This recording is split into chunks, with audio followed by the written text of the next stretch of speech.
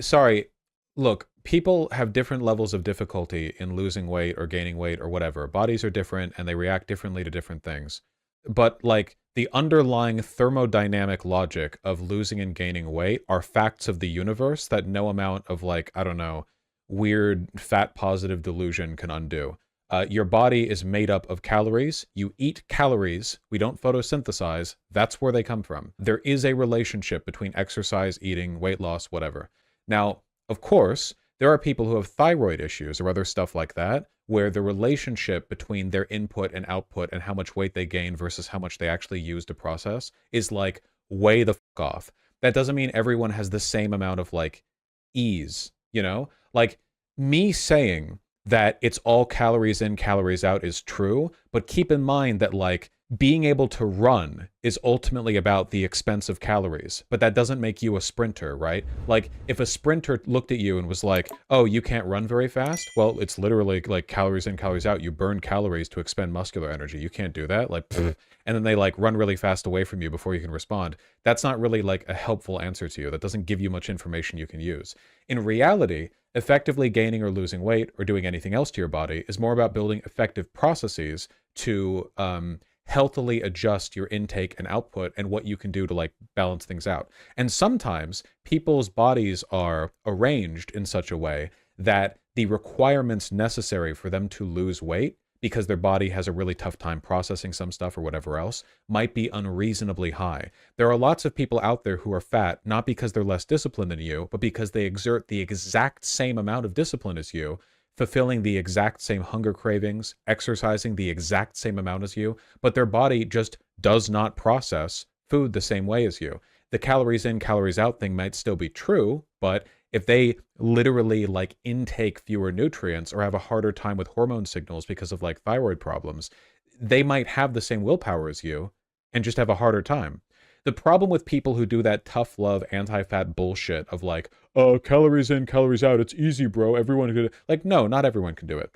And for people who have trouble losing weight on like a clinical level, maybe clinical solutions are needed. But most people who are fat because they lack discipline. Let's not like pretend. Let's not delude ourselves into thinking that everyone who has weight issues has those weight issues because of like, you know, some sort of like uniquely constructed body. The reason more people are fat these days is because of our food. You know, people used to make simpler meals that were cooked with more basic ingredients, but nowadays everyone's going off for their fucking like 8,000 calorie coffees or Starbucks or whatever.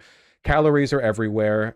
Food is made to be addictive. It is injected artificially with chemicals that trigger reward and response signals in your brain, regardless of how full or like fulfilling or healthy it is. A lot of the food that might otherwise be good for us can't really be found in high quality. For example, the fruits that you buy at a grocery store, especially if you live in an area that doesn't have easy access to like good grocers, those fruits might fucking suck. Like fruit is good for you for the most part, you know, but the difference in quality between food that you can get at like a farmer's market that's literally doing like farm to table shit versus like some grocery stores that I've been in, man, it literally feels like their entire fresh produce aisle is like dead or dying. And I can't really blame a person for not wanting to like make healthy fruit and veggie foods in an environment like that, you know? People aren't given a lot of education about how to cook well and healthy and filling. You know, like people, we have a culture where we really, really like highly incentivize and prioritize eating out or going to restaurants as a primary means of social engagement. So people don't learn how to cook, or people don't have the time to cook because they're overworked. Like the point that I'm getting at is there are so many like systemic issues that are worth addressing and taking seriously. And if you don't, like you're being kind of a fucking idiot. But at the end of the day, you know, systemic or otherwise, calories in, calories out. Let's fucking go, boys. Let's fucking go. Eat that brown rice. Eat that chicken breast. Calories in, calories out. Let's go. Okay, we're going on our daily 15-minute walks.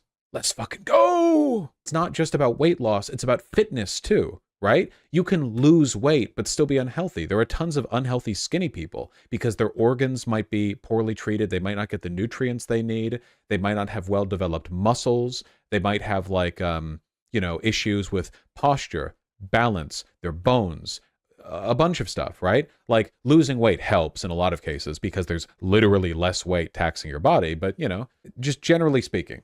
Skinnier people have more pretty privilege, though, compared to obese people. Yeah, of course. Yeah, there are lots of, like, unfair social reasons why it is better to be, like, skinny or fit in a lot of cases. But at the end of the day, what matters most is that you are how you want to be. I think that people should be the thing that makes them happy. And I think that a level of physical fitness will always be a component of that, but not necessarily being skinny. You can be physically fit and be pretty, robust. If you look at, like, the traditional body that healthy, strong people had for most of human history, they didn't look like bodybuilders. They were, like, plump, portly, stout, strong people. You want to have fat on you for hard winters, and it literally protects your body. Like, it is literally better for you to be, dad bods, basically, or like kind of thicker women, That was like a smarter way to be built. And if you want to be fit and also want to be chunky or like fat or whatever, fuck yeah, dude. Hell yeah. I literally don't give a shit. Hell yeah. I still think you should try to be healthy in terms of like nutrient intake and fitness. But that's also for your benefit. Like, obviously, it's better to be fit than not fit, whether or not you want to be skinny or fat. The main thing that bothers me is if a person is living a life they don't want to live and they're being a little bitch about it. That's what bothers me. If a person is fat and they don't want to be fat, they want to be skinny, and it's just all the whining and insecurity and the blah, blah, blah, I don't give a fuck. That's your problem, not mine. Do what you need to, okay? As long as it's healthy. Like, fucking, come on. But if you want to be, like, chubby or fat, like, hell yeah.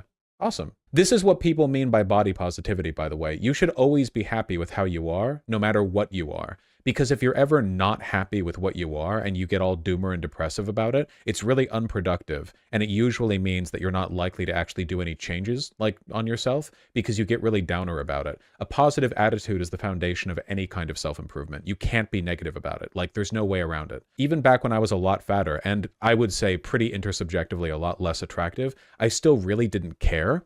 I lost weight and now, in my opinion, look better because I wanted to, but at no point have I ever really been downer. I've always had a pretty strong belief that if I wanted to, I could lose weight, and then to prove it to myself, I did.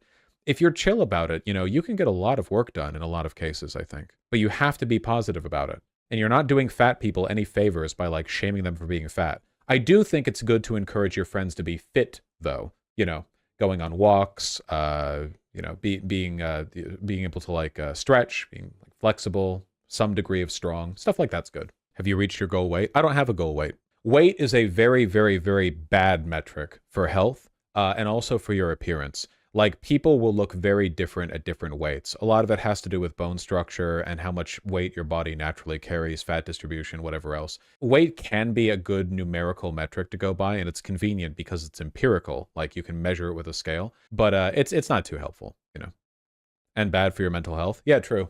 Don't go on the scale every day. Day to day, the weight you see on a scale will be reflected, it'll be a product more of the recency of your last shit than it will any actual progress. You can, maybe once a week, even then, once a month, And water weight, yeah, water weight, shitting, pissing, whatever. Any tips for skinny folks in building muscle and mass? Yeah, lift weight, skinny. Get out there. Ooh, let's go. Oh.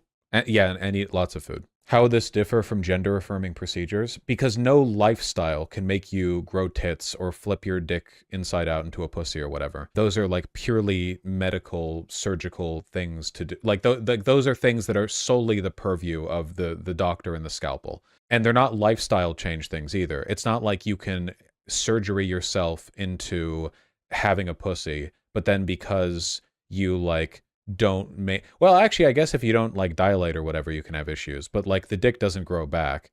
I don't think. I think I'd know if it did, because they would talk about it online. It's not a lifestyle thing. Being fit is a lifestyle thing.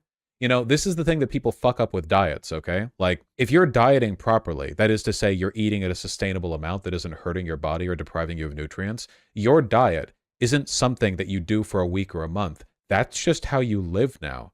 Does that sound bad? Well, then maybe your diet should be something livable. Maybe your diet has room for going out with friends to get a bite to eat at a restaurant from time to time. Maybe you don't need to go down to, like, 1,400 calories. Maybe 2,000 is fine as long as you get some light exercise. Maybe you shouldn't be wasting half of your calorie allotment every day on some super fucking calorie-dense coffee that does nothing for your body except fatten it. And you should, like, get into, recipes that are a bit less calorie-dense and more filling, And maybe once you get better at that, and it is in fact a process, not like a on-off switch, you know, it's a skill you have to learn. Once you get good at that, you have the ability to live that and enjoy that. Vaush, you do come from privilege, though. You being overweight is different from a poor person being overweight. Irrelevant. Nothing that I'm talking about right now has anything, nothing that I've said is like a because I have money thing. Are you looking for an excuse to think why I can do things that you can't? It's irrelevant. Don't make excuses for yourself. Do you believe in the ectomorph, mesomorph, endomorph body type? Sure, but those are just general descriptors of body shape. They're not, like, useful medically.